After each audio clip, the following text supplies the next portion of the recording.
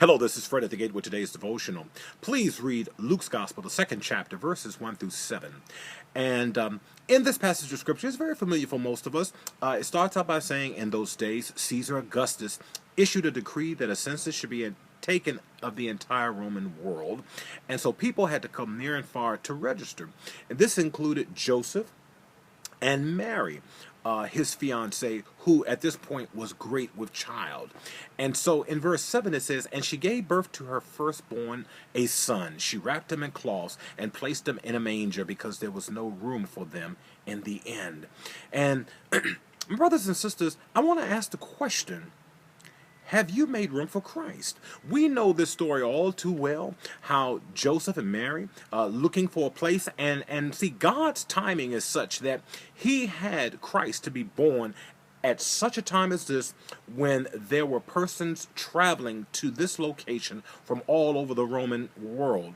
And so it was strategic on his part, but because there were so many people traveling, all of the inns were filled up and there was no room for them. However, a manger, a dark, dingy, dirty place, not like those Christmas cards scenes. God knows how to bring attention and doesn't need all the pomp and circumstance.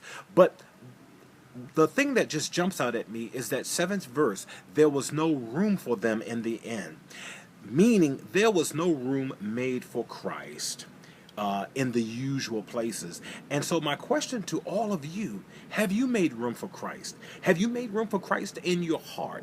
Have you made room for Christ in your thoughts? Have you made room for Christ in your home? Have you made room for Christ in your marriage? Have you made room for Christ in your family? Have you made room for Christ in your community?